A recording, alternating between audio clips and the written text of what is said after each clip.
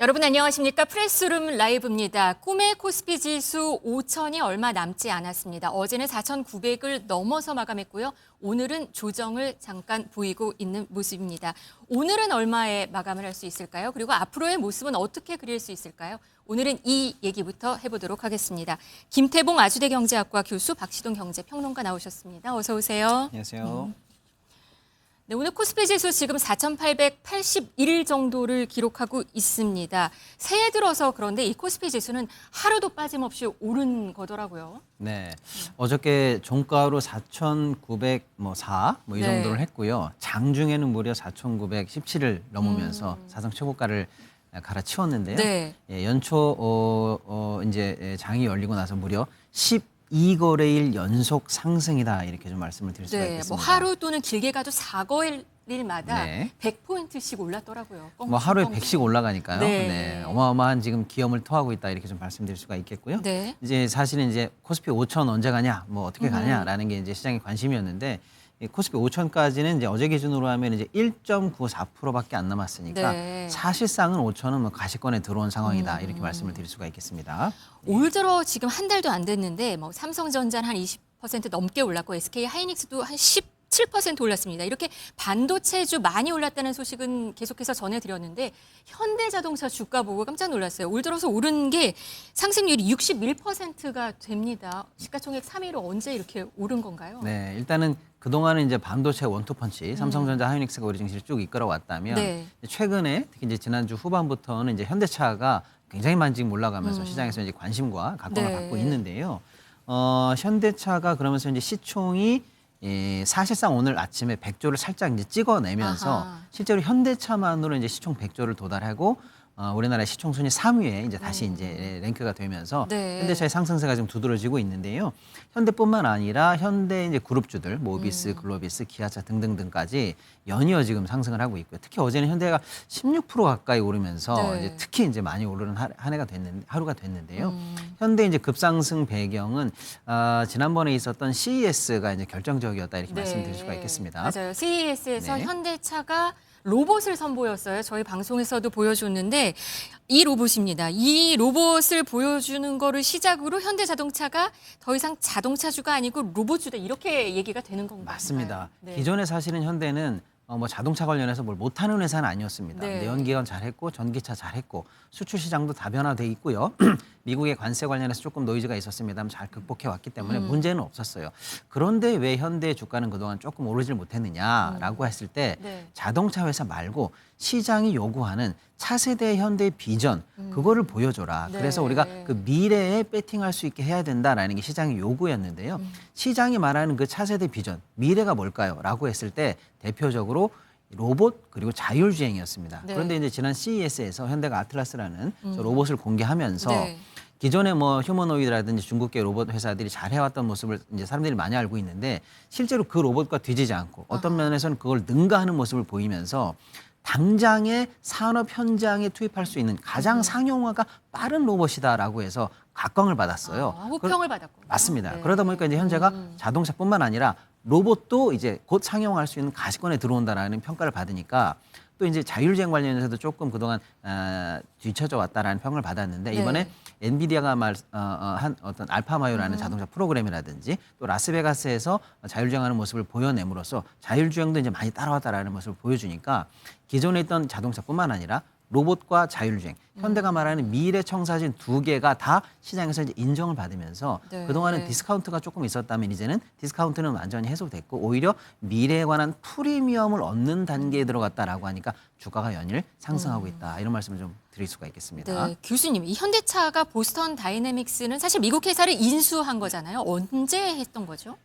정확히는 이제 21년도에 현대차가 보스턴 다이나믹스를 인수를 했었고요. 네. 이 보스턴 다이나믹스라는 회사는 사실은 이제 MIT 대학의 작은 랩실에서 시작을 해서 국방부의 지원을 받아서 군사용 로봇을 처음에 만들던 작은 랩실이었습니다. 네. 그래서 뭐 탄창을 실어 날르는 뭐 이제 군견 같은 뭐 이런 모습의 이제 사족 보행 로봇을 만든 맨 것을 처음에 그 로봇 있었죠. 예, 사족보행. 맞습니다. 사족보행 로봇을 네네네. 저도 사실 그 사진을 처음에 봤을 때 네. 현대차가 왜 저걸 인수할까 아하. 좀 의아해했었거든요. 네.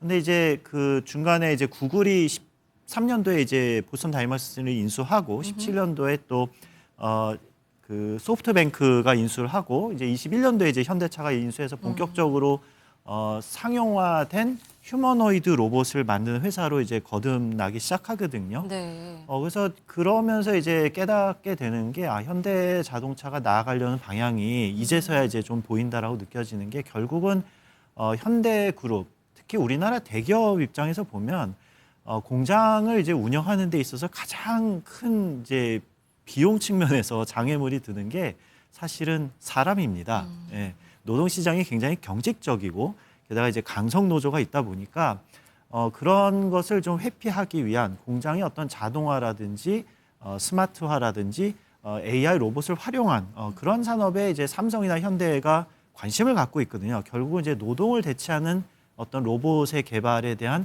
관심사가 분명히 있었고 어떻게 보면 이게 기업의 경영 차원에서 장애물이 될 만한 것이 오히려 혁신을 촉진하는 역설적인 상황이 됐다고 볼 수도 있을 것 같습니다. 네, 그런 해석도 가능하겠네요. 네. 지금 또 궁금한 게 다른 로봇주들도 궁금합니다. 지금 현대차 이렇게 많이 올랐는데 다른 정말 로봇주라고 분류되는 것들은 상황이 어떤가요? 네, 뭐 현대뿐만 아니라 로봇 테마로 잡혀 있는 회사들도 연일 이제 주가가 오르면서 시장에서 이제 각광을 받고 있는데요. 뭐 예를 들어서 이제 뉴로메카 같은 회사는 지금 이 전 거래일보다 무려 29.9%가 올라가서 9만 선을 넘는 그런 모습도 보여지고 있고요. 러셀, 협진, 시선 같은 또 이제 로봇 관련한 중소형주들도 이제 시총 1조 원 미만임에도 불구하고 지금 이제 주목을 받고 있고요. 그런 거 계속해서 관심 가져도 괜찮아요. 네, 이제 그다음에 네. 이제 아주 좋은 질문 주신 것 네. 같은데요.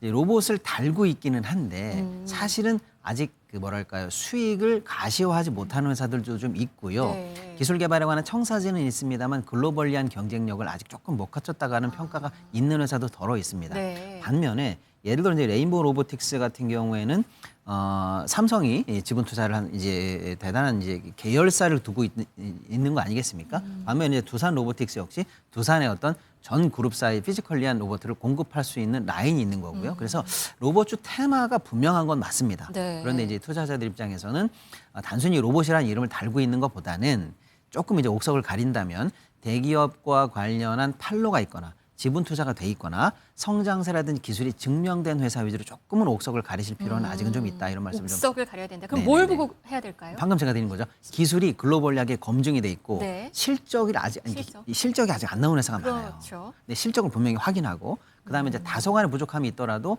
대기업 계열사가 있다면 이게 개발만 되면은 대기업 관련해서 팔 수가 있고 가시화될 수 예를 있는 들어서 거. 현대 보스턴 다이나믹스가 만들면 네. 현대 전 세계 공장에 깔릴 수가 있거든요. 이런 식으로 판로라든지 지분이라든지 이런 쪽에 이제 좀 백그라운드가 있는 회사는 그나마 좀 믿을 수가 있다. 이렇게 좀 옥석을 좀 가려보시기를 좀 추천을 드리겠습니다. 네. 코스피 근데 5천을 앞두고 경계심도 있습니다. 개인들은 그러니까 주식 시장엔 하락에도 베팅할 수 있는 게 있거든요. 거기에 한 3천억 정도 몰렸다는 얘기도 있습니다. 꽤 사람들이 그래도 하락에 베팅을 하는 사람이 있는 거예요. 네. 뭐 연일 사실 코스피가 올라간다라고 하면 모든 사람이 다 올라갈 거라고 기대하는 거라고 생각하실 수도 있습니다만 네. 아니야 이젠 고점이야 떨어질 수도 아하, 있어라고 네. 생각하시는 분들도 있습니다. 네. 그런 분들은 하락에 베팅할 수가 있거든요. 그런 상품을 우리가 인버스 상품이다 이렇게 말씀드리고 반대로 가는. 그렇죠. 네. 그리고 거기에다가 하락이 10이면 나는 2배로 갈 거야라고 해서 인버스에 다시 레버리지를 얻는 그래서 10% 빠지면 20% 정도 수익을 얻는 인버스 레버리지 상품들이 지금 조금 관심을 갖는 분들이 더러 그게 계시더라고요. 곱버스라는 거군요. 맞습니다. 곱하기 그다음에 인버스. 그렇죠. 그래서 지금 뭐 예를 들어서 코덱스 200 선물 인버스 같은 경우에는 이달 들어서 약 한 3,200억 정도의 순매수가 일단 잡혔고요. 또 뭐 다른 상품 역시도 한 1,300억 정도의 인버스 상품이 좀 팔리는 등 한 3,000억에서 5,000억 사이 정도는 이제 하락에 베팅하는 상품들도 있는데 문제는 그분들의 기대와는 조금 어긋나게 시장이 10일 거래일 연속으로 오르면서 해당 상품의 지금 수익률이 마이너스 20%에서 뭐 그 이상 정도가 네. 되고 있기 때문에 곱버스에 투자하신 분들은 현재 지금 이제 마음이 본인의 투자와 네, 반대로 시장에 간 상황 때문에 손실이 굉장히 커져 있는 상황이라 조금 주의하는 구간에 들어가야 된다 이렇게 좀 말씀드릴 수가 또 있겠습니다. 많이 올랐으니 또 지켜보도록 하죠. 네. 근데 5천이 어떻게 갈지 모르겠습니다. 근데 반도체 수는 지금 어떻게 되는 건가요? 미국 상무장관이 우리나라를 사실 좀 압박을 했거든요.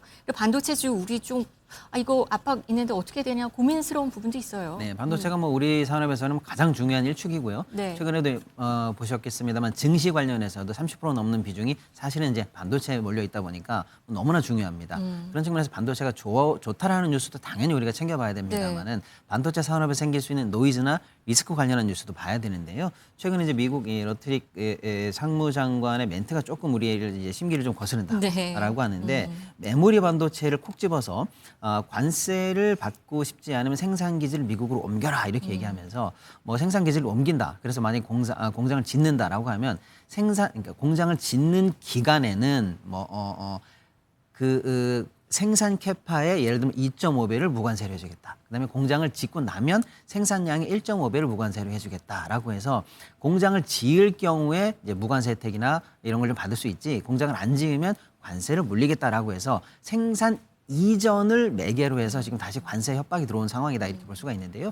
이 맥락은 일단은 대만과 TSMC를 겨냥한 대만과 이제 미국도 미 대만 간의 이제 관세 협상이 그제 이제 타결이 됐거든요. 네. 그거를 이제 타겟으로 한 협상용 멘트다라는 게 일단 해석이긴 합니다만은 네. 우리 입장에서는 또 한미 관세 협상을 타결할 때 반도체와 관련해서는 다른 나라보다 불리하게 대하지 않는다라고 하는 이른바 최애국 대우에 관한 것으로 해석될 수 있는 조항이 들어가 있거든요. 그래서 당장의 불이익이 있을 거냐라는 건 조금 신중하게 봐야 되지만 미국 측의 진위가 뭐냐. 그럼에도 불구하고 한미 관세 협상이라든지 이런 것에도 불구하고 반도체라는 품목별 관세를 통해서 또 한 번 미국으로의 생산 기지 이전이라든지 투자를 요구하면 어떻게 되는 건가라는 사실은 노이즈가 좀 생긴 거기 때문에 이 맥락 속에서 조금 우리가 신중하게 상황을 봐야 된다 이렇게 좀 말씀드릴 수가 있겠습니다. 반도체 관세는 좀 신중하게 계속해서 지켜볼 필요가 있어 보입니다. 근데 반도체주 올해 많이 올랐어요. 근데 그 이유가 사실 반도체 가격이 많이 올랐기 때문에 그 호황을 누린 거잖아요. 근데 교수님 지난번에도 말씀하셨는데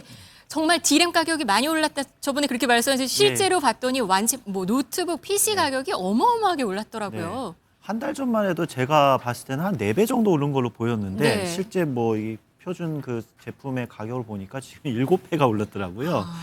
그러니까 이제 이 메모리가 이게 왜 이렇게 오르냐? 네. 기본적으로 이제 뭐 AI 로봇 이런 거에 대한 수요 때문에 메모리 반도체에 대한 수요가 높아서 그런 것도 있고요.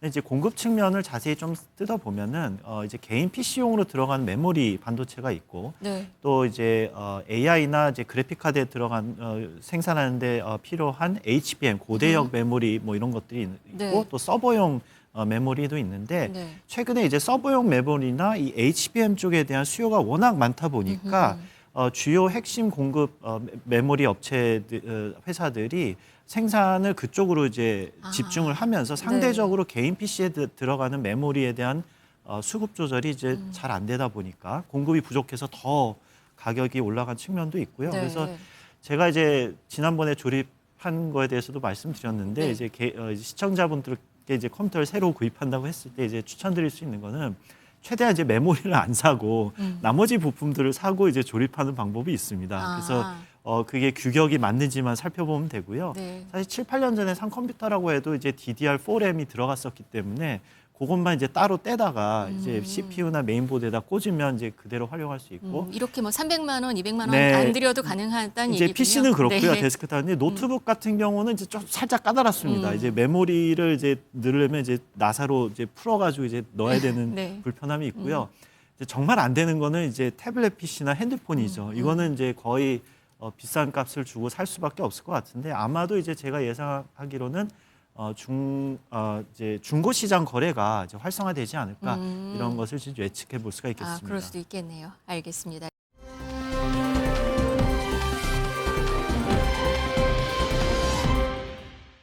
한국과 이탈리아 소식으로 넘어가도록 하겠습니다. 정상회담이 어제 있었는데요. 이탈리아 총리는 19년 만에 한국을 방문한 겁니다. 먼저 그 모습 보시겠습니다.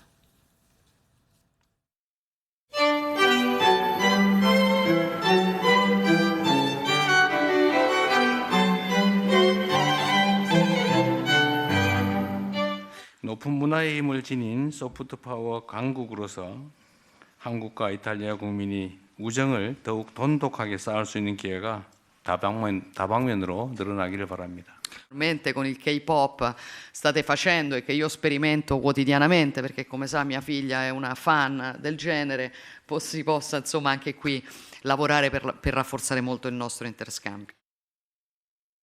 네, 이탈리아 총리 K-팝 얘기를 했습니다. K-팝, 소프트 파워, 우리나라 이거 의미 있는 얘기예요. 맞습니다. 이제 방한 전부터 사실은 이제 이탈리아 총리께서 뭐 본인의 딸이 케이팝 팬이다 이런 얘기를 많이 하셨는데 이번에 또 회담 중에서도 그 얘기를 또 하시면서 네. 양국의 이제 교류 관련해서 예를 들면 첨단, 항공, 과학, 뭐 반도체 이런 분야와 함께 케이팝을 또 언급하면서 우리 입장에서는 K컬처의 힘이 또 다시 이제 세계에 이제 이렇게 많이 퍼져 있구나라는 걸 확인할 수 있는 계기가 됐네요. 네, 이 비행기에서 내릴 때 아까 잠깐 화면에서도 보셨는데요. 그 딸이랑 같이 방한을 했습니다. 그러면서 딸이 갖고 있는 그러니까 블랙핑크 모자를 썼고요. 응원봉을 들었습니다.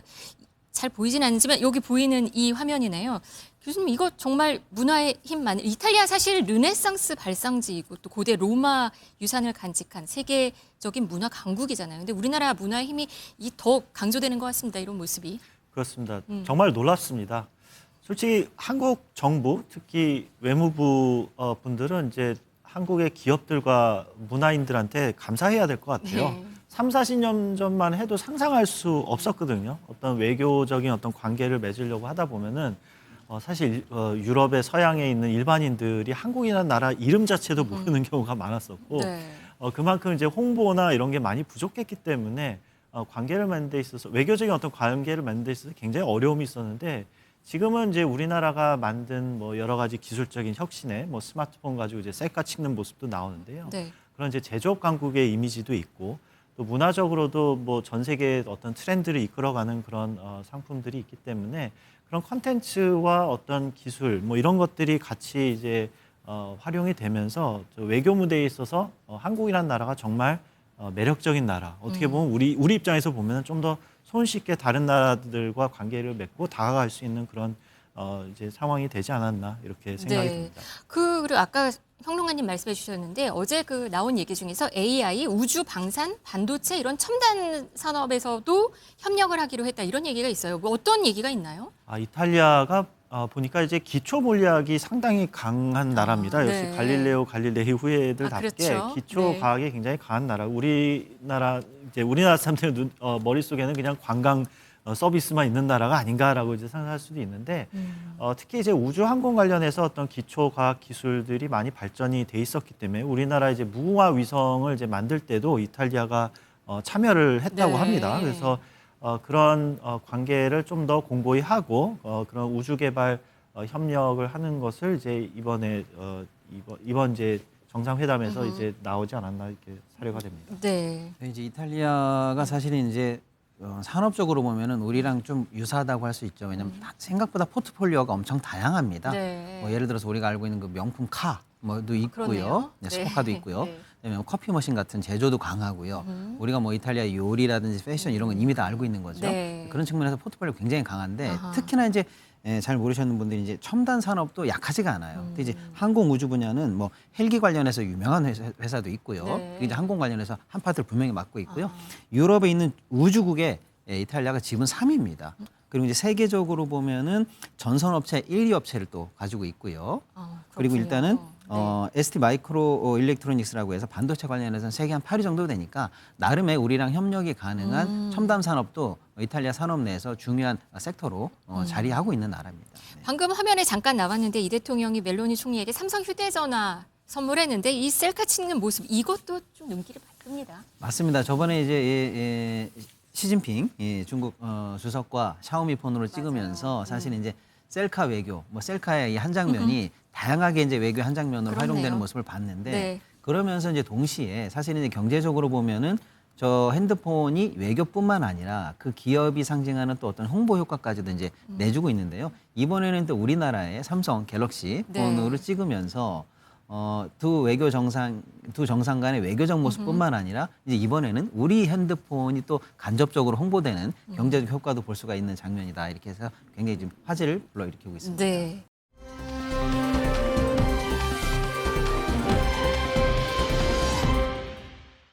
그린란드에 대해서 지금 야욕을 보이고 있다 말 들으셨을 텐데요. 이번엔 노벨 평화상을 안 줘서 그린란드를 통제해야겠다 이런 얘기가 나왔습니다. 평론가는 이게 무슨 얘기인가요? 네, 트럼프 대통령이 이제 요나스 가르 스테르 노르웨이 총리에게 편지를 보냈다라는 게 이제 외신을 통해서 보도가 됐는데 네, 편지군요. 네, 해당 내용이 조금 네. 황당한데 예를 들면 이런 겁니다. 본인이 이제 노벨 평화상을 받지를 못했다, 불발이 됐다.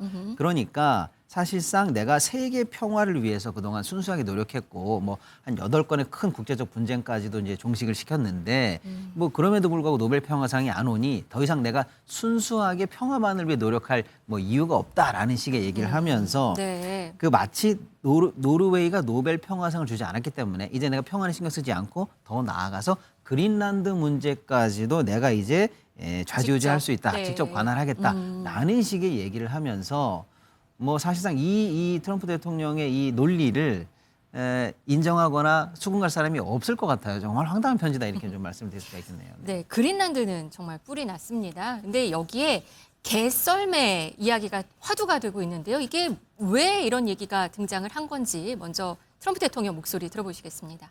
problem is there's not a thing that Denmark can do about it if Russia or China wants to occupy Greenland. But there's everything we can do. You found that out last week with Venezuela. There's everything we can do about things such as that. Not going to happen. We're not, I can't rely on Denmark being able to fend themselves off. They were talking about they put an extra dog, and they were serious about this. They put an extra dog sled there. 이 개썰매 이게 사실 그린란드 이게 덴마크 군 얘기인 것 같습니다. 어떤 내용인가요? 네, 이게 일단은 이제 트럼프는 이제 그린란드에 대한 이제 야욕을 드러내면서 뭐 주변에 이제 중국, 러시아 선박이 왔다 갔다 한다 그런 이제 안보를 이제 보호하려면 이제 미국이 개입해야 된다라는 거를 강조하고 싶었던 모양입니다. 네. 근데 이제 그런 이제 그린란드의 어떤 안보 상황이나 국방 뭐 이런 거에 대한 것을 이제 좀 비아냥거리는 표현에서 아마 이제 그 눈썰매, 개가 끄는 눈썰매 얘기를 네. 한 것 같은데요. 이게 덴마크 해군의 정예 부대가 그린란드에 주둔하고 있는 네네. 부대가 이 개썰매를 타고 다니나 봐요. 예. 네.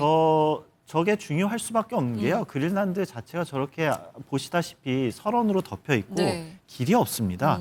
실제 뭐 탱크나 트럭이 지나갈 수 있는 그런 환경이 아니고요. 그 안에서 육지에서의 이동 수단은 저 개썰매가 가장 효율적이긴 하죠. 네. 다만 이제 그린란드의 어떤 이 안보를 지키는 어떤 군사력이라는 것은 대개는 이제 해양과 그 공중에 있는 공군 전력이 대부분이고요. 육지에서의 어떤 전력은 이제 우리가 통상적으로 생각하는 어떤 포병이나 탱크나 뭐 트럭 뭐 이런 것들이 아닙니다. 그래서 네. 실제로 저 환경에서는 저게 필요하고 효율적이고 그러다 보니까 육군이 사실상 거의 없는데 네. 방금 말씀하신 것처럼 해군이지 않습니까? 네. 그런 이제 이 육지 안에서의 이동을 좀 원활하기 위해서 사용되는 것이 눈썰매라고 볼 수가 있겠죠. 근데 이거를 이제 거론을 한 거군요. 트럼프 굳이 대통령이. 저거를 이제 좀 네. 비아냥거리면서 표현했지만 네. 그린란드의 어떤 환경을 잘 모르고 한 얘기인 것 같습니다. 네. 그런데 이 개썰매가 그린란드 전통 문화 행사가 있다.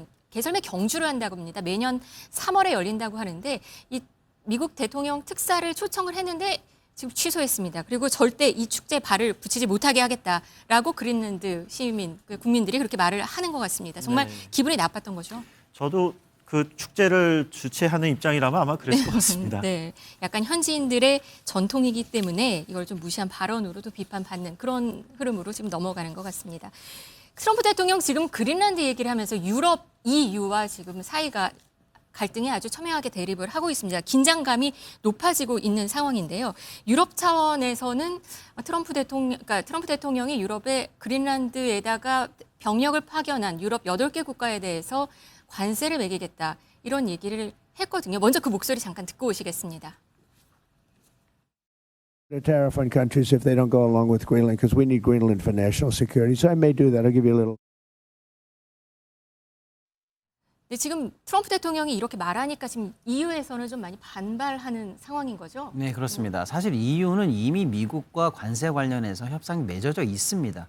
영국도 마찬가지고요. 그런데 상황에서 갑자기 그린란드 문제를 끌고 오면서 그린란드에 파병을 하거나 군사적으로 개입하면은 관세를 매기겠다라고 해서 기존 합의와 어긋난 얘기를 또 하고 있고 더군다나 그린란드 문제를 가지고 이제 정치 문제를 경제적까지 확대하는 모습을 보이니까 유럽은 당연히 이제 황당한 상황이면서 동시에 이제 맞대응을 하면서 유럽에서 사실 다양한 보복 조치가 가능은 하거든요. 소위 말하는 이제 관세, 바축화포 등등등 해서 그럼 우리도 맞대응할 수밖에 없다라고 해서 자칫 이 문제가 이제 안보 문제를 넘어서서 이제 경제적으로 다시 한번 확전될 가능성까지 현재 보여지고 있는 상황입니다. 네, 이런 가운데 유럽에서는 다보스 포럼이 개막을 했습니다. 여기는 다보스 포럼은 전 세계 정재계 인사들이 다 모이는 자리인데요. 트럼프 대통령은 초호화 대표단을 이끌고 참석을 하게 됩니다. 지금 유럽에서는 이 다보스 포럼, 대서양 이 긴장 속에 트럼프 대통령의 행보를 좀 주목하고 있는 그런 상황입니다.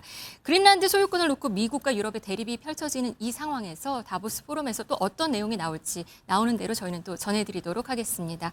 여기까지 경제 라이브 전해드립니다. 김태봉 교수, 박시동 경제평론가와 함께했습니다. 감사합니다. 고맙습니다.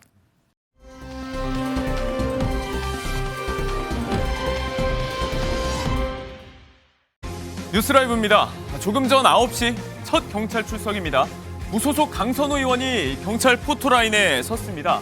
1억 원 공천원금 의혹에 대한 피의자 신분이죠. 의혹이 불거진 지 약 3주 만입니다. 이런 일로 국민 여러분께 심려를 끼쳐서 진심으로 죄송합니다. 있는 그대로 사실대로 성실하게 조사에 임할 것입니다. 저는 제 삶에 원칙이 있고 그 원칙을 지키는 삶을 살아왔습니다. 공천원금 1억 지적 받으셨습니까? 네, 돈 받고 김경 공천에 돈 그 사실 있으십니까? 지키는 삶을 살아왔다. 그 외의 질문엔 답이 없었던 강 의원인데요. 가장 큰 쟁점은 1억 원을 두고 엇갈리는 진술 여부입니다. 전 사무국장 남모 씨가 받았고 나는 몰랐다. 돌려주라고 해서 돌려줬다는 강 의원과 돈이 전달된 자리에 강 의원이 있었다는 김경 시의원 등 다른 당사자들의 진술이 엇갈리고 있죠. 여기에 김 시의원은 최근 경찰 조사에서 강 의원 측이 직접 이 한 장 1억 원이라는 액수를 구체적으로 언급했다는 진술을 한 것으로 전해지고 있습니다. 이 때문에 경찰이 대질 조사 또는 아예 3자 대면 조사를 진행할 가능성도 제기되고 있는데요. 다만 본인들 동의가 필요하죠. 18일 조사에서는 김경 시의원의 거부로 김 시의원과 남 씨에 대한 대질 조사가 한 차례 불발된 바 있습니다. 자, 그리고 어제 결국 파행으로 무산됐습니다. 일단 열리긴 했지만 후보자는 자리에 앉지도 못했습니다. 국민의힘 측 의원들이 이해운 후보자의 자료 제출 부족을 이유로 청문회를 거부했는데요.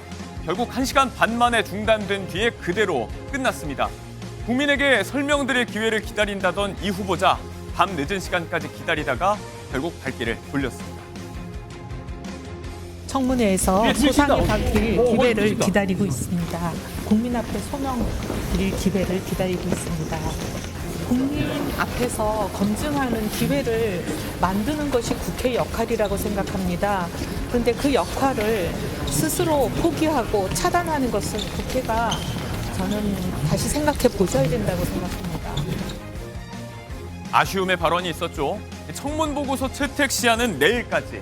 합의하면 오늘이라도 다시 재개할 수 있지만 불투명한 상황이죠. 물론 청문 절차가 없어도요. 이 대통령 직권으로 임명은 가능합니다. 공이 청와대로 넘어가게 될까요? 조금 더 지켜볼 일입니다.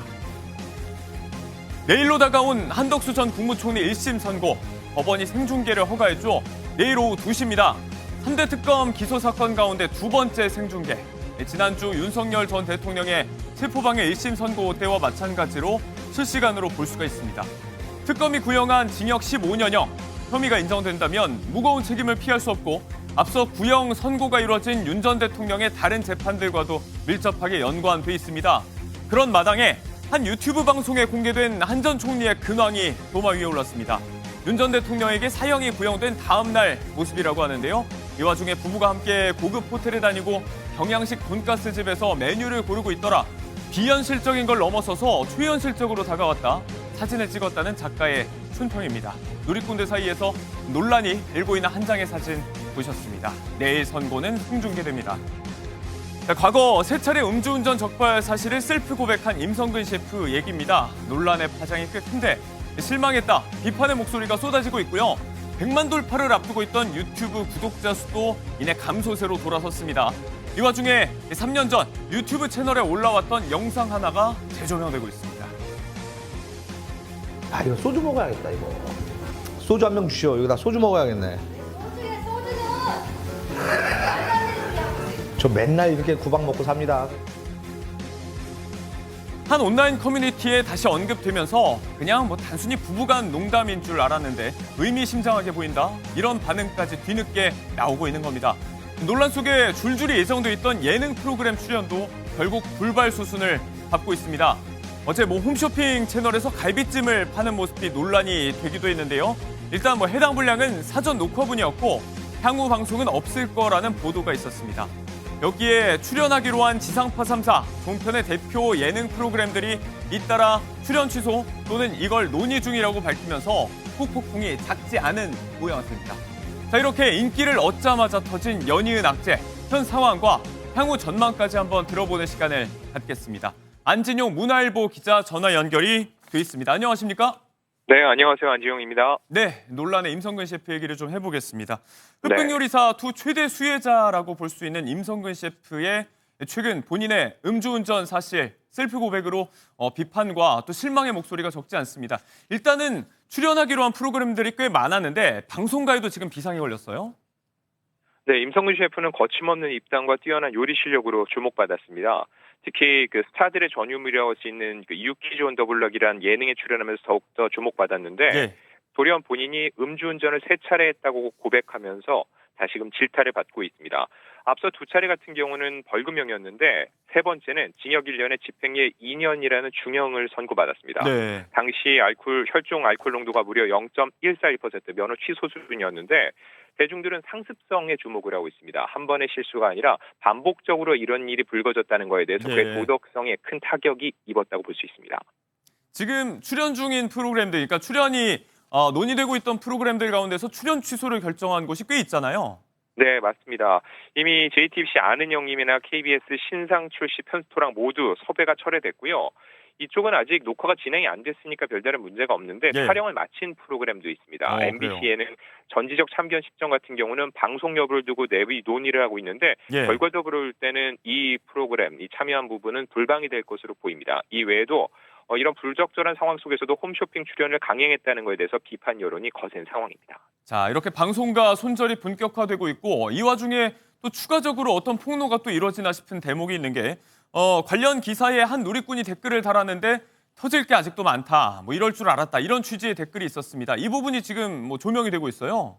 네, 이 내용을 보면 음주뿐만 아니라 여성 문제, 거래처 갑질, 터질 게 아주 많다라는 주장을 내놓고 있는데 사실 이 부분에 대해서는 밝혀진 바는 없습니다. 이 측도 사실 무근이라는 의혹을 부인하고 있는데 문제는 이런 부분에 대해서 앞서 이미 대중들이 많이 지지를 했던 임 셰프가 3차례에 걸쳐서 음주운전을 했다는 사실이 알려지면서 이미 그의 도덕성에 큰 생채기를 남겼다는 거죠. 그렇기 때문에 이런 주장, 아직까지는 사실 확인이 되지 않았지만 이게 검증이 필요하다, 가볍게 넘길 수는 없다는 인식이 점차 확산하고 있는 겁니다. 네.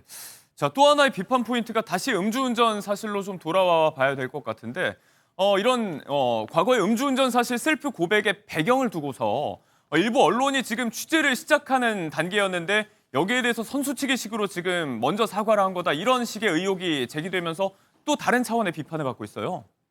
네, 임성근 셰프가 인기가 워낙 높았는데 약 3주 정도 이어졌거든요. 이게 3주 터나란 말까지 나오는데 왜 이 시점에 지난 18일 갑작스럽게 음주 고백 방송을 올렸을까 싶은데 어제 한 매체 보도를 보면요. 이 매체가 이 영상을 올리기 하루 전에 음주운전 사실을 확인하는 보도를 시작했다는 거죠. 이거에 대해서 보도 전에 먼저 취재를 하면서 임 셰프에게 물어봤고 임 셰프가 만나서 얘기를 하자고 했는데 만나는 날짜가 되기 전에 그러니까 자기들의 취재가 시작되고 하루 만에 갑작스럽게 이 영상을 올렸다는 거죠. 이걸 놓고 봐서 결국은 이게 불거질 것 같으니까 선제적 대응을 한 것이 아니냐라는 따가운 시선이 나오고 있었고요. 정말 원론적으로 생각을 해봐서 만약 임 셰프가 이런 전화를 받지 않았다면, 취재 요청을 받지 않았다면 과연 본인이 이 시점에 음주 사실을 고백했을지를 놓고 봤을 때 본인이 이 상황을 조금이라도 무마시키려는 차원에서 먼저 고백인 것처럼 모양새를 만든 게 아닌가라는 의혹에서 자유로울 수 없습니다. 네, 뭐 어디까지나 가정이지만 그 의혹을 좀 피할 수가 없는 상황인 건 분명해 보입니다. 자, 이렇게 비판 여론이 좀 커지면서 재차 댓글로 2차 사과 방송, 추가적인 사과 방송을 준비하고 있다라고 임 셰프는 시사하고 있습니다. 지금 대중적인 사랑을 받기 시작한 와중에 바로 돌아선 팬심, 이 마음을 다시 돌릴 수가 있을까요? 사실 쉽지는 않아 보입니다. 예. 그리고 여러 가지 상황 속에서 보면 임 셰프가 지금 가장 바라는 게 뭘까라고 생각했을 때는 방송 활동을 이어가는 것 같아요. 왜냐하면 본인의 그 입장문에서도 보면은요. 네. 음주운전은 변명할 수 없지만 법적 처벌을 모두 받았고 자숙하며 스스로 돌아보는 시간을 가졌다. 즉 나는 이미 처벌을 모두 받은 사람이라는 걸 강조해 보이고요. 바쁜 삶 속에서 술을 좋아했던 과거를 너그럽게 용서해달라고 호소하기도 했거든요. 예. 결과적으로 볼 때 본인이 잘못한 거에 대해서는 인정하지만 적어도 지금의 방송 활동을 이어가고 싶다는 의지를 보인 걸 할 수 있는데 사실 이건 왕관의 무게라고 볼 수 있습니다. 예. 개인으로서의 자숙과 유명인으로서의 자숙은 다른 일이라는 거죠. 게다가 최근 방송을 통해서 옳은 어른, 올바른 어른의 표상처럼 그가 인기를 얻었기 때문에 네. 이 같은 일이 불거진 거에 대해서 결국 자유로울 수 없을 것으로 보입니다. 자, 셀프 음주운전 사실 고백과 들끓는 비판 여론, 추가적인 임 셰프의 입장 또 그리고 향후의 행보에 좀 주목을 해봐야 될 것 같습니다.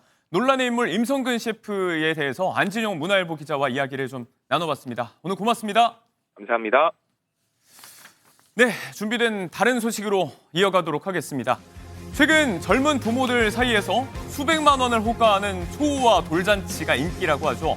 배우 심영탁 씨, 사야 씨 부부의 아들 하루군도 첫 돌을 맞았는데 상대적으로 소박한 잔치의 모습이 화제가 되고 있습니다.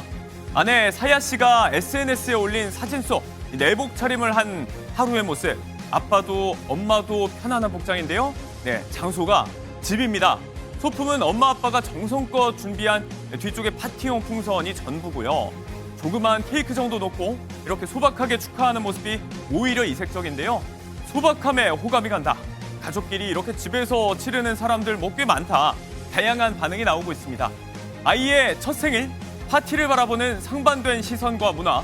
바로 저희가 오늘 뭐 사니에서 오늘 준비하고 있는 주제와 연관이 있습니다. 바로 한번 시작을 해보시죠.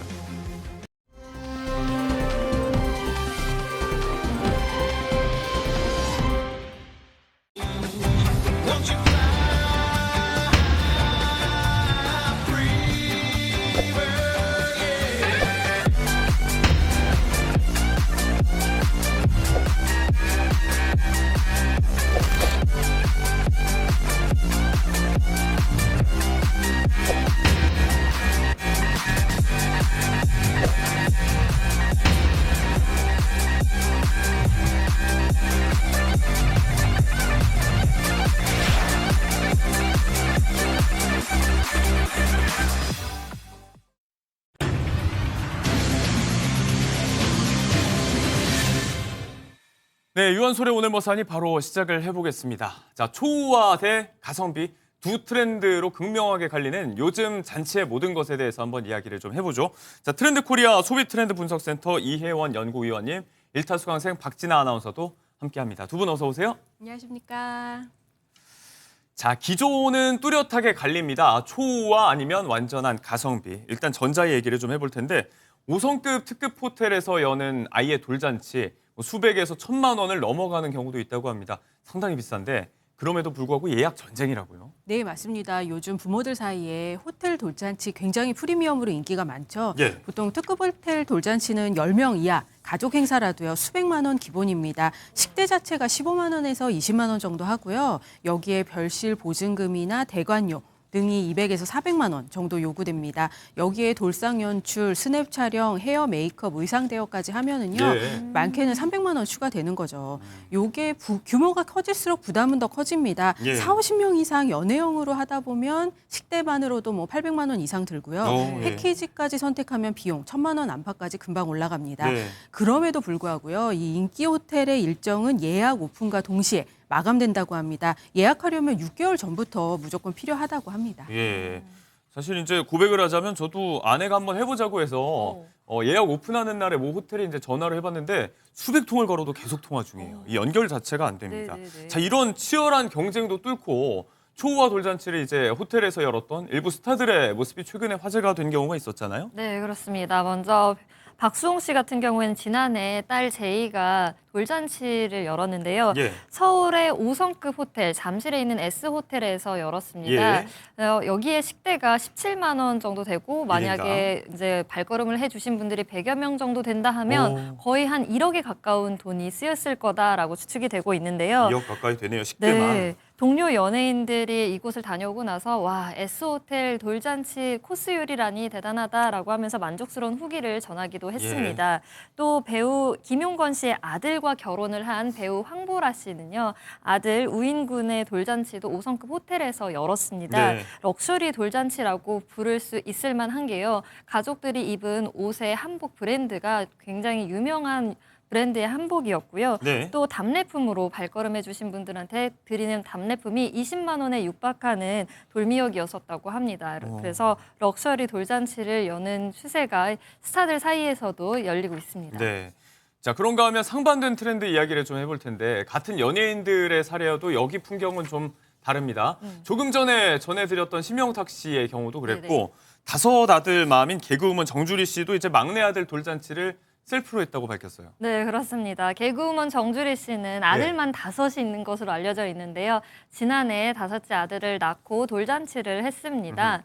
넷째 아들, 5째 아들 모두 돌잔치를 집에서 했다고 해요. 그렇군요. 그래서 SNS에 올리기를 집에서 간단히 돌상 차리고 가족 사진 찍었는데 7명이 다 같이 잘 나온 사진 이거 한 장뿐이다 라면서 되게 재치 있게 글을 올렸습니다. 구도가 꽉 차네요, 진짜. 네, 온 가족이 함께 모여서 찍은 사진이 참 단란해 보이고 너무 보기 좋은 모습입니다. 네, 자 배우 심영탁 씨의 사례는 저희가 조금 전에 뉴스라이브에서 전해드린 바와 같고요. 자, 이런 유행이 코로나 팬데믹 이후에 찾아온 어떤 사회적 흐름과 좀 무관치 않다라는 분석이 있습니다. 뭐 보다 더 적은 인원이 가족끼리 모여서 간소하게 뭔가를 하는 게 일상이 되고 있는데 다만 이렇게 셀프로 하더라도 구색은 다 갖추고 있다면서요? 네, 맞습니다. 셀프 돌잔치라는 게 주로 룸이 있는 식당을 대관하거나요. 예. 집에서 직접 하는 건데요. 스스로 준비하다 보니 먼저 사회자는 부모들이 하게 됩니다. 아무래도 엄마 아빠가 사회를 보면요. 예. 가족의 시선에 서서 따뜻하게 진행이 가능합니다. 저도 제가 봤어요.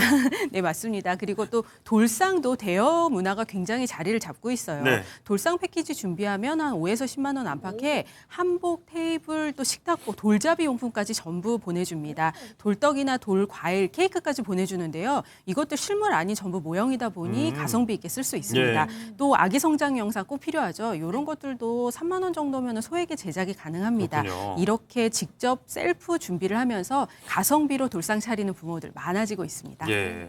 자, 지출 차원에서는 뭐 그 사이 어느 지점에 있는 연애 돌잔치도 정말 많겠습니다만 일단 눈에 띄는 게 이런 극과 극의 풍경이라는 겁니다. 초호화, 가성비, 뚜렷한 기조가 엿보이고 있는데 이런 경향에 대해서 위원님께서는 어떻게 보고 계신가요? 네, 아무래도 양극화가 많이 진행되고 있는 것 같아요. 예. 한쪽의 초와 돌잔치를 살펴보면은요, 결국 아이 수가 줄어든 대신에 한 명의 아이에게 더 많이 투자하겠다라는 경향이 강해졌습니다. 첫 생을 기억에 남는 소중한 경험으로 자리 잡고자 하는 거죠. 근데 다른 한쪽에는요, 분명히 가성비, 공유 경제, 또 합리적인 소비에 익숙한 세대가 결혼 문화를 바꿨듯이 또 돌잔치 문화도 바꿔가고 있습니다. 과거에는요, 아무래도 사람들이 모일 일이 많지 않다 보니 돌잔치 등의 잔치를 통해서 사람들이 안부를 서로 물었습니다. 근데 최근에는 수시로 연락을 주고받고 있어요. 그러다 보니 잔치라는 특성은 점점 줄어드는 게 자연스러운 변화입니다. 다만 이러한 양극화가 소득 수준에 따라서 갈라지고 있다는 점은 조금은 좀 고민할 문제로 보입니다. 네, 양극화의 한 단면으로 보신다. 자, 최근 돌잔치에서 눈에 띄는 변화가 하나 더 있습니다. 이것도 이제 경제적인 부분과 관련이 있는데 아기의 이제 필수 선물로 여겨졌었잖아요. 돌반지가 사라지는 추세라고 합니다. 물론 최근에 금값이 뭐 어마어마하게 올랐습니다. 그러다 보니까 이제 금반지 대신에 현금을 선물하는 현금 돌잔치가 또 어쩔 수 없이 유행을 하고 있는 것 같아요. 네, 맞습니다. 돌잔치 초대받으면 너무나 축하해주고 싶죠. 하지만 사례로 무엇을 가져가야 될까 너무나 고민됩니다. 이 돌반지 하면 보통 한돈을 선물했는데요. 이게 2000년 초반에만 해도 10만 원 안팎이었어요. 근데 얼마 전 보니까 이미 80만 원이 넘었습니다. 이렇게 고공행진을 이어가면서 돌반지 대신에 현금 혹은 적금 통장 혹은 ETF처럼 금융상품을 주는 것까지도 선택되고 있습니다. 예. 실용성을 중시하다 보니 돌반지보다는 현금 돌잔치라는 신조어가 등장을 한 거죠. 이 돌반지라는 게 귀금속을 주고 받는다라는 단순한 의미만은 아니었습니다. 그랬죠. 네, 전통적으로 돌잔치는 아이가 생후 1년 동안 무사히 자란 것을 기념하면서요. 앞으로의 건강과 복을 기원하면서 가장 소중한 금을 서로 선물한다라는 의미가 있었는데요. 아무래도 여러 가지 경제적 의미 또 잔치라는 것의 의미가 네. 달라지면서 전통적인 돌잔치 문화는 조금씩 사라지고 있습니다. 자, 이게 또 받는 입장에서도 그럼에도 불구하고 주시는 감사한 분들이 있는데 또 부담이에요. 이게 또 나중에 금값이 더 오를 거란 생각이 드니까 자, 이게 경제적인 생각을 안 할 수가 없습니다. 네. 자, 돌드매라는 이야기까지 나올 정도로 이제 초우와 돌잔치에 대한 선호 현상이 뚜렷하게 최근에 감지가 되고 있는데 돌드매라는 말은 이제 스드메에서 따온 말이죠. 이 분야의 원조는 단연 결혼식이라고 할 수 있겠습니다. 웨딩 문화 같은 경우도요. 요즘에는 트렌드 변화가 비슷한 양상으로 좀 흘러가고 있습니다.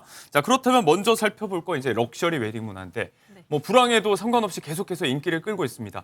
감당이 가능한데 이걸 하는 걸 뭐 문제 삼겠냐마는요. 이제 배우 김우빈 씨와 결혼한 신민아 씨가 결혼식 때 입었던 드레스 한 벌이 4천만 원이 넘는다면서요. 그렇습니다. 배우 신민아 씨와 김우빈 씨가 최근에 결혼을 했죠. 서울의 한 호텔에서 결혼식을 올렸는데 여기에 신민아 씨가 입은 드레스가 굉장히 화제였습니다.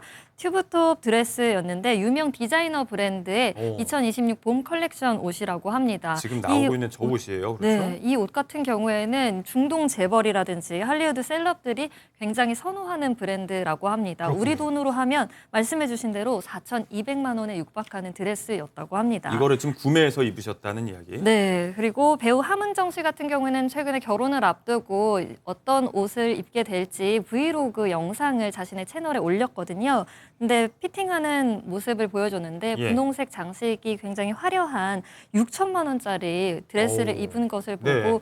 굉장히 많은 이들이 눈길을 끌었습니다. 최근에는 이렇게 예식 규모를 줄이는 만큼 어떠한 럭셔리한 장소 또는 스페셜한 드레스로 예비 부부들이 소비 경향을 보이고 있는 것 같습니다. 네, 뭐 구매를 한 건지 뭐 대여한 건지 이런 게 확인은 안 됩니다만 이런 고가의 드레스들은 사실 피팅하는데도 제약이 많습니다. 피팅 비용도 아주 비싸고 뭐 입어보는 기회도 아주 한정이 돼 있는데 자, 그럼 이제 대척점에 놓인 케이스를 얘기를 해야겠죠.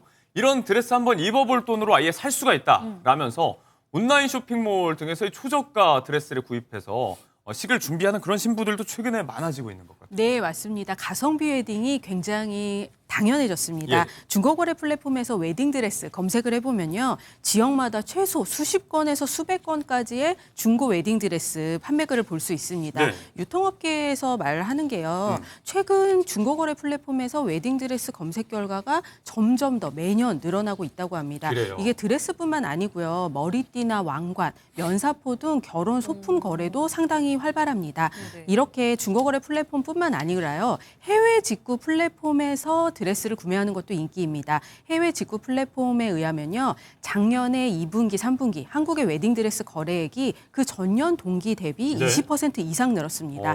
베일, 숄, 부케 이런 결혼식 액세서리도요. 3분기 거래액이 직전 분기보다 40% 넘게 증가하고 있습니다. 예. 이렇게 해외 직구 플랫폼을 보면은요. 웨딩드레스가 뭐 몇천 종 이상이 등록돼 있고요. 최저가 제품 4만 원부터 시작합니다. 가장 많이 팔린 인기 제품군은 6만 원에서 8만 원대죠. 네. 그러니까 고가 드레스를 빌리느니 나만의 드레스를 온라인에서 저렴하게 구입해서 촬영이나 본식에 한번 입고 예. 다시 또 중고거래로 팔겠다라고 하는 합리적인 소비자들, 합리적인 신랑 신부가 많이 늘어나고 있다는 증거입니다. 비용을 최소화할 수가 있겠습니다. 연예계에서도 비슷한 사례가 있었는지 한번 볼 텐데 이 배우 겸 모델이죠. 줄리엔 강과 결혼한 유튜버 JJ 씨가 지금 위원님께서 말씀하신 이 해외 직구 드레스를 10만 원 정도의 가격에 사서 식전 드레스로 활용을 했다고요? 그렇습니다. 10만 원대의 웨딩 드레스를 구매했어요라는 제목의 영상을 자신의 채널에 올렸는데요. 세 벌 정도를 저렴하게 해외 쇼핑몰에서 구매를 했다고 밝혔습니다. 먼저 한 16만 5천 원 정도 되는 머메이드 드레스가 있고요. 또 11만 원대 A라인 디자인 드레스 그리고 트임이 살짝 있는 드레스가 10만 원대에 구입을 했다고 했는데 세 벌 다 입어보고 이제 후기를 전하기를 한 벌은 신부 대기실에서 입을 정도로 사진 찍기에도 아주 유용할 정도의 드레스인 것 같다라면서 긍정적인 후기를 남겼습니다.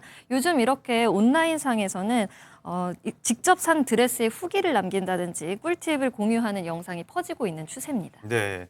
자, 뭐 유명인들이라든지 연예인들 같은 경우는 뭐 웨딩에서 협찬을 받는 경우도 있고 해서 사실 뭐 사정이 좀 다를 수는 있습니다만 이런 문화도 있다라고 소개해준 차원으로 저희가 한번 보면 될 것 같습니다. 자, 드레스뿐만이 아니고 예식 자체도요.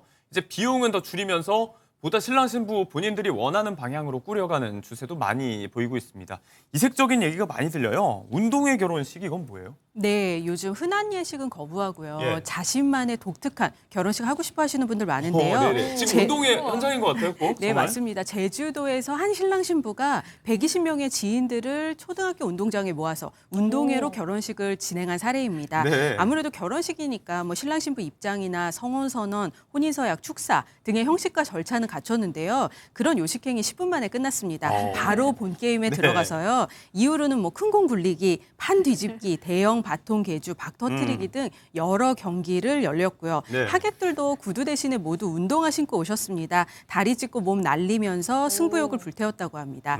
이렇게 운동회 결혼식의 마지막은요. 팀별 시상과 경품 추첨으로 마무리가 되었다고 합니다. 이게 다 이제 본식이었던 거예요. 네, 맞습니다. 결혼식 비용도 총 400만 원 정도로요. 일반적 예식의 5분의 1에 불과했다고 합니다. 네. 예식 문화도 참 많이 바뀌어가고 있습니다. 뭐 주례 없는 결혼식 이렇게 요식행위라고 위원님께서 조금 전에 표현했던 이런 부분들의 덩치는 점점 줄고 이제 본인들의 로망을 실현하고 지인들과 좀 함께 즐기는 시간으로 많이 간소화되고 있는 추세인데 자, 뭐 돈이 얼마나 들든 적게 들든 간에 지금 앞서 말씀드린 트렌드의 공통점은 저마다의 방식으로 나만의 소중한 시간을 좀 추억해보겠다라는 차원에서 공통점이 있죠. 이런 결혼식 또 돌잔치 더 나아가서 환갑연 같은 오래된 아날로그 추억들을 또 디지털로 전환해주는 그런 업체들도 많이 생겨나고 있다고요? 네, 맞습니다. 지금 50대 이상이신 분들은요. 예전에 했었던 여러 가지 잔치나 식들을 비디오 테이프로 보관하시는 분들이 많으실 거예요. 그런 것들이 기술적 문제나 기계 문제로 재생을 못하고 계신데요. 서울 강서 50플러스 센터에서는 시민들이 집에 소중하게 보관해두면서 볼 수는 없었던 비디오 테이프를 MP4 파일, 컴퓨터 동영상 파일로 변환해서 USB에 담아주는 추억의 비디오 테이프 디지털 변환 서비스를 진행하고 있습니다. 요 비디오 테이프를 가져가서 MP4로 변환을 하면요. 내가 언제든지 볼 수 있는 영상으로 바뀝니다. 이 옛날 장면들을 보면 굉장히 재미가 있어요. 결혼식 비디오 가만히 보면은 여성분들 모두 다 빨간 립스틱 바르고 계시고요. 또 분홍색 보라장한 신부도 보입니다. 특히 남성분들도요. 장발에 금색 뿔테 안경 쓰고 계셔가지고 지금과는 사뭇 다른 과거의 모습을 볼 수 있습니다. 시대상이 담겨 있겠죠. 네, 맞습니다. 저도 집에 예전에 외가댁 잔치 비디오 테이프로 가지고 그래요? 있어서 못 보고 있는데요. 네. 여기 가서 꼭 MP4로 변형하고 싶습니다. 네, 자 소중한 날을 추억하는 방법은 앞서도 말씀드렸듯이 제각각이죠. 다만 각각의 추억의 의미, 그 본질을 훼손하지 않는 선에서 형편껏 한다면 누가 누구를 비난할 수 있겠습니까마는 이런 트렌드 변화에 대해서 한마디만 마지막으로 짧게 좀 정리를 좀 부탁드리겠습니다. 네, 맞습니다. 요즘은 나만의 경험, 나만의 가치를 추구하는 것이 소비에서 가장 중요합니다. 나에 맞추어서 나의 추억을 가장 아름답게 만들어줄 수 있는 방식을 선택하는 것이 요즘 시대 트렌드에 딱 맞는 소비라고 생각합니다. 네, 이혜원 트렌드 코리아 소비 트렌드 분석센터 연구위원님과 함께했습니다. 오늘 고맙습니다. 감사합니다.